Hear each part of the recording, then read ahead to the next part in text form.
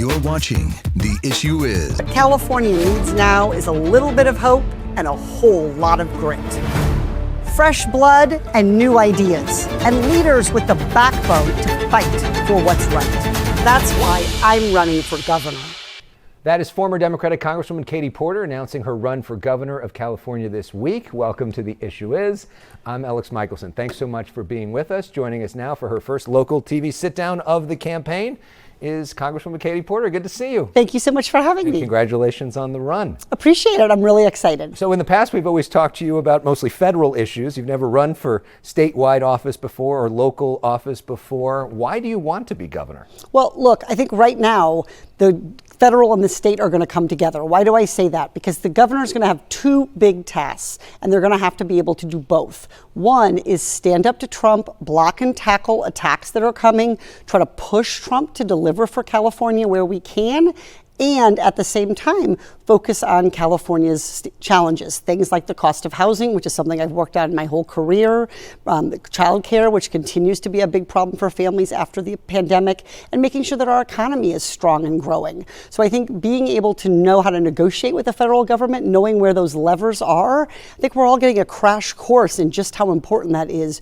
in these first months of Trump's presidency. Is there some people that saw that Trump being such a big part of your announcement and thought, why not talk more about local issues? And maybe argue that with Trump, you've got to try to get him on your side to give money. I mean, we see Newsom has really softened his approach to Trump to try to get all this federal dollars. Well, look, a lot of our local projects and a lot of the things that California takes pride in are tied in part to federal funding. So we provide health care. Medi-Cal is a good, strong healthcare system. Where does that money come from? The federal government.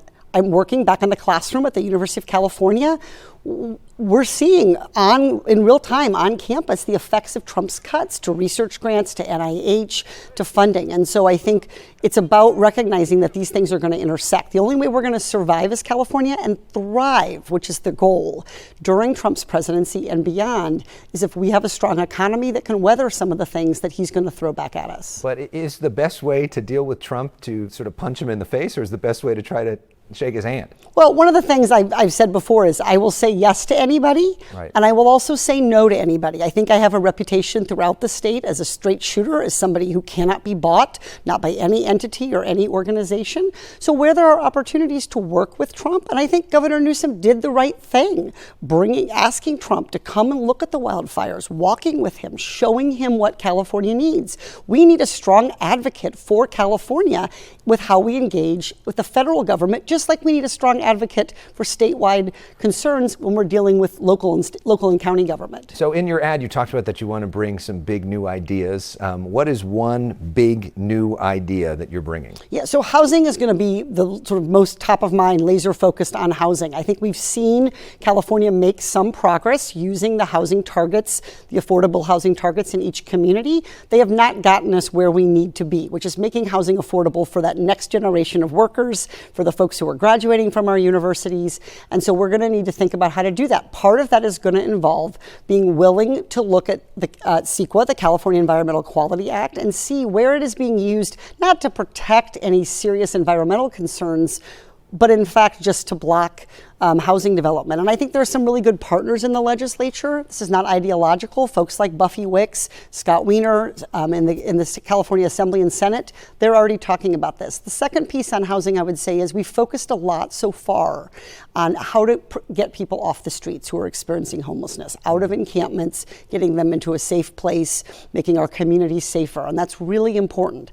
The piece we need to now focus on is preventing more people from becoming homeless, because that is an expensive problem and a hard problem to solve. So there are some really successful programs, including some being piloted across the state, that focus on homelessness prevention.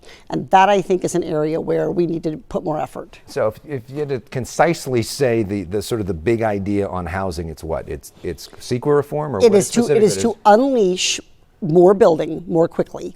right? So it's not just saying we need more housing, which I think the governor, so CEQA reform is part of it. Yeah.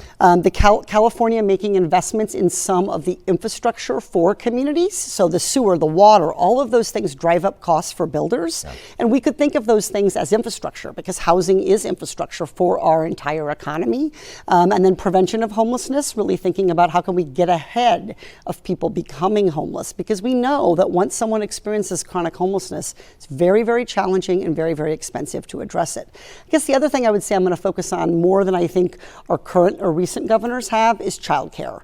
The pandemic cost us a lot of childcare providers. We have people providing childcare in this state who cannot even afford to get childcare for their kids.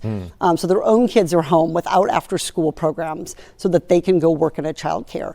If we want to have families come here, young families come here, we want to see businesses grow here, we have to make sure we have the workers, and childcare is a piece of that. So is that more subsidies for people for childcare? I think it's thinking about how to make the state's investment in childcare. We have to think about this the same way we do education, roads. These are all people can't leave their kid to get to work. It's just the same as if there's not a road to get them to work. And so I think we want to think about how can we bring down those costs and how can we put childcare close to where people work.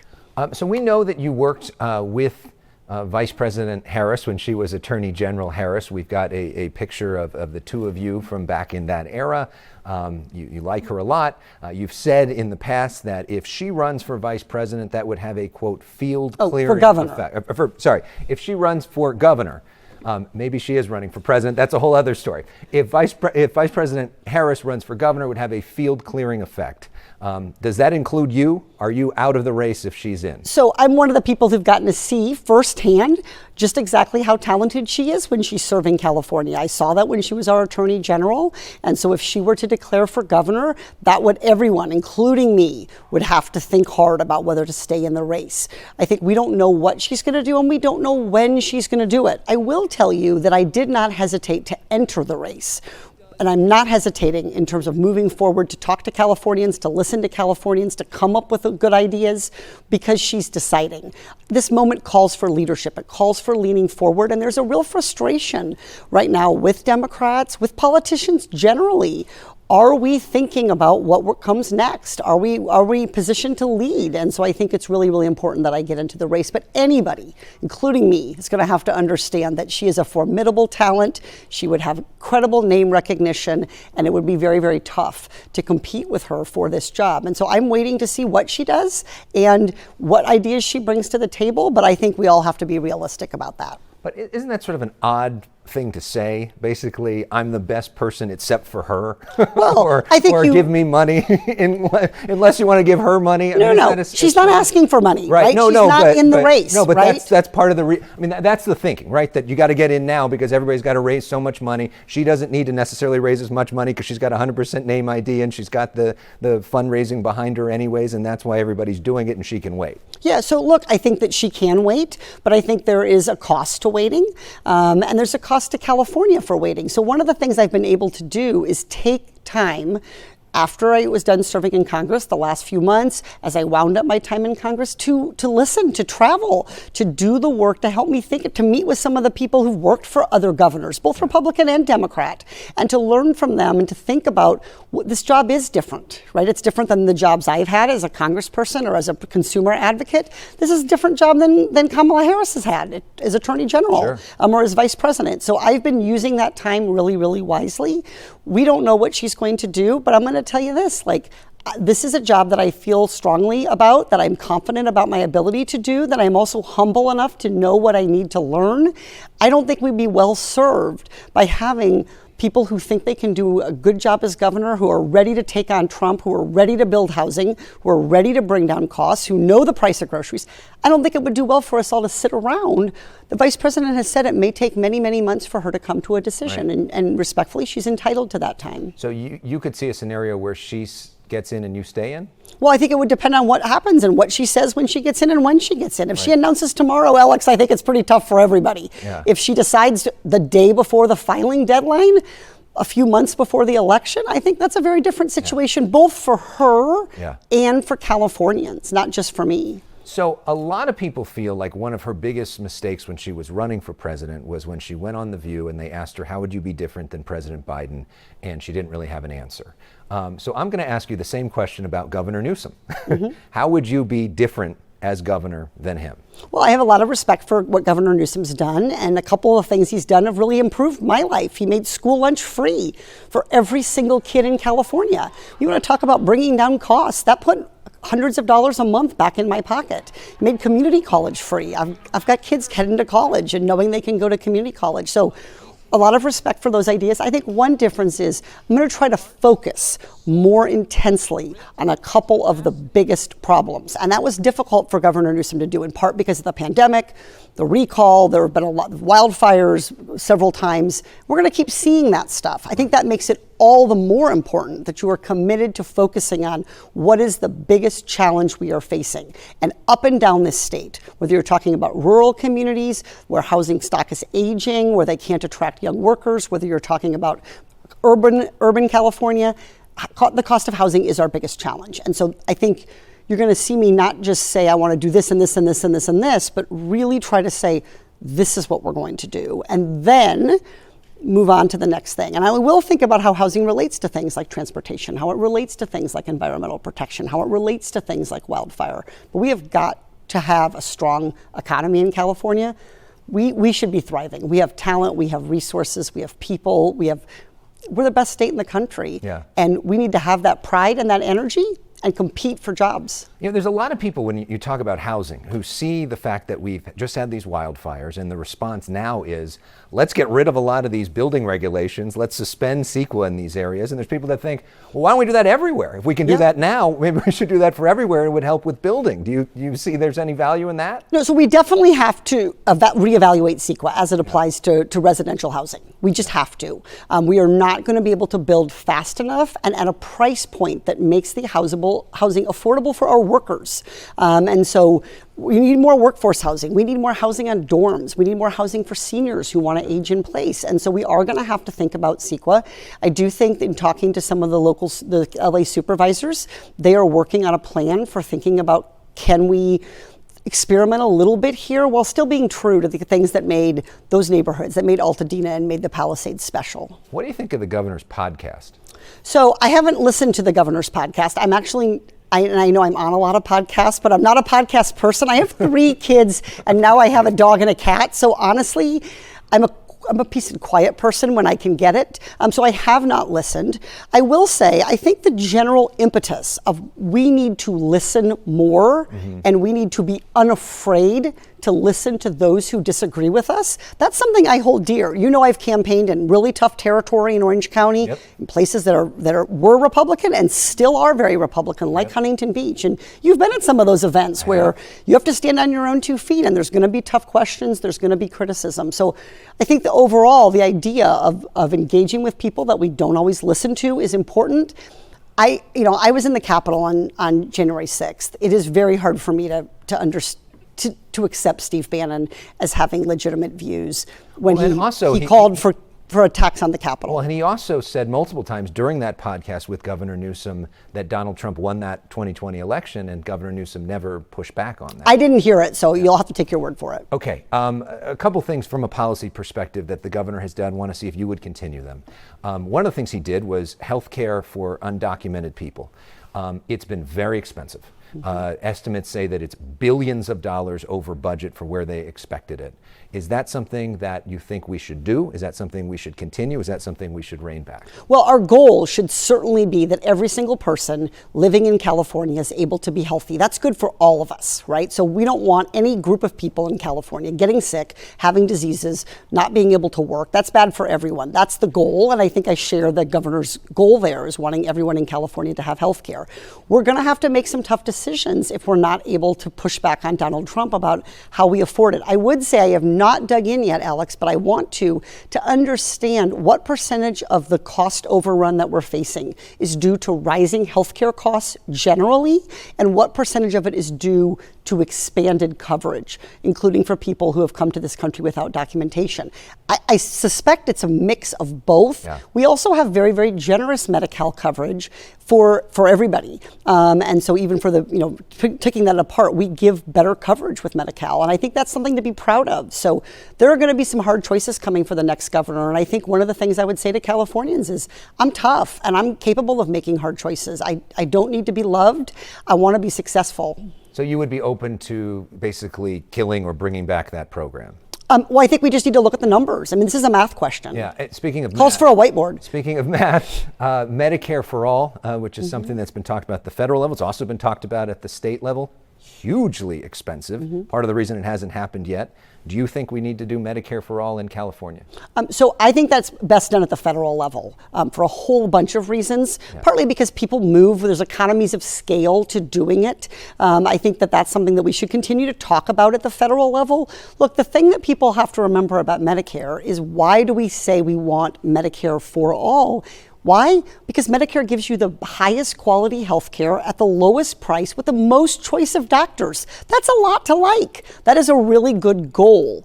But I think trying to do this at the state level is probably not the right choice. But I don't think we should back away from California being a strong voice at the federal level, saying some of the things Congress has failed to do, some of the things administrations in the past have failed to do, efforts from Trump, for instance, to let pharmaceutical companies go back to charging incredibly high prices, those things only make our healthcare challenges bigger. Some of the wealthiest Californians pay among the highest taxes in the country. Governor Newsom has not raised taxes on the wealthy during his time. Do you think that we should? Do you think taxes are too high, too low, just right? What do you think? So for me, the way to ask this is, what are we getting for our taxes? Right? So the question is not, there's no number that exists sort of in the abstract. It is, what are we getting? I think there's a lot of concern in California that one of the things we're not getting is an economy that's growing. We're not getting population that's growing. So I think you have to look at how are we using those tax dollars. With regard to any particular tax program, I'm not able to sketch out my entire budget for you here on air. I'm sure I'll be back to do that at some point. Yeah. But I do think that we need to be willing to say there's nothing here that we shouldn't be saying. This is partly why I'm so fed up with kind of the idea of efficiency that's being pushed by the Trump administration. It's not efficient just to tear things down. It is efficient to set standards. Everybody in government, Democrat, Republican, Independent, should be an advocate for taxpayers, for making sure we get what we're paying for. And I think there are concerns in some areas that that's not true.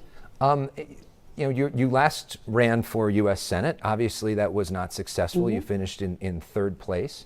What was the big lesson you learned from that race that you think you can take into this next race that will make you successful this time? Yeah, so it definitely was an opportunity to learn, to reflect. I think I've had a chance to think a little bit about what that job would have been in the Senate, what's different about the job of governor. I mentioned I've been talking to a lot of people about looking at our past governors, where have they been successful, where have they struggled, and trying to think ahead about that. Look, I also had the opportunity to travel the state, and I loved doing that. So some of my favorite days of that campaign, day that I spent in Bakersfield with some carrot growers, days that I want to get up to Reading soon to look at some lumber. I think we really need to have someone who's curious and passionate about California. The Senate campaign was also different because it was hard to be flying back and forth to Washington while being as focused on listening to Californians. And so that's something I want to do differently this time. Obviously, a big difference between being in Congress and doing this is an executive job. What in your background prepares you to be an executive? What have you run on this sort of similar scale? Yep. So I don't think there is anything, I want to be clear, Alex, that is on a similar scale to being governor of California other than being president of the United States, which I clearly have not been. So similar scale is going to be tough, but I am really, really proud of the way that I set up from start to finish the program that then Attorney General Harris asked me to run to hold big banks accountable, to stop breaking the law, and to help families keep their homes. When she did that, there were hundreds of thousands of Californians, millions of Californians Californians who are in foreclosure, behind on their payments, had been trying to get help, many of them for years. We set that program up virtually overnight. It was widely considered, and I'm really proud of my staff and the people who helped me do this. It was widely considered the most successful program across the country in all 50 states in terms of holding the banks accountable, also working collaboratively with them. Can we do better for Californians? And often the answer was yes.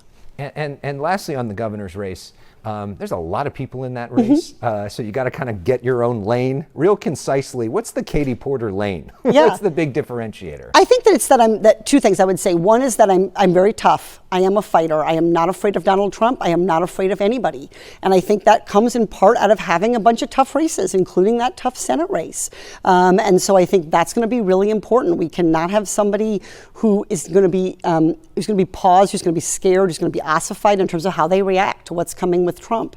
And so I think that's important. The other thing is there's no separating today the state issues from the federal issues. Trump has made that clear. And so I think one of the things that sets me apart from my colleagues is while I haven't spent 20 or 30 years in Sacramento in different jobs, what I do understand very, very well is how the federal government works, where those levers are, what California should be asking for, not just with Trump, but we need to be stronger and more aggressive in our ask of the federal government. Housing is a great example. This has been our biggest challenge for a couple of decades. Where has the federal government been? I'd like to know that as a taxpayer, and I'll definitely be asking that question as governor. And it was interesting because last week we had the Secretary of Housing and Urban Development on the issue and his basic take was California's kind of screwed this up, and for the most part, you're on your own. Yeah, well, that should not be an acceptable answer. And as a taxpayer, that is not I think you can tell that is not an acceptable answer to me, and it should not be an acceptable answer for the governor. We send a lot of money to Washington, and one of the things that comes with that is Washington helping us with our challenges. I was happy to do that when I was in Congress, voted to send, for instance, disaster aid to other parts of the country. Sure. I expect my colleagues to do the same for California. All right, we like to end with something called personal issues. This is fun, rapid-fire cultural favorites. We've done this with you before, so we want to get to your recent stuff, to sort of catch up with you, where you're at now, okay? So ready? 30 seconds, here we go. What's your favorite TV show you've watched recently? Ooh, Beef. Oh, good one on Netflix. Favorite recent book? I know you're an avid reader. I just read The Frozen River, which is an amazing book set in 1789 or 86 in rural Maine. Wow, okay. Last concert you attended? Oh, Bonnie Raitt. And it was so great. I was so thrilled. I have admired her for so long. And just to see her at this stage in her life, still rocking, still strong, still fighting, it was inspiring. And what is the best vacation spot in California? Ooh. I'm gonna keep it local and say Newport Beach. That is a great spot. I wish I had some Let's Give Them Something to talk about. I'll have that next time for you. But thanks so much for coming on. Bonnie Raitt is having a moment right now. She really is. Well deserved. Well deserved. We appreciate it, Congressman. Good luck out there on the campaign trail.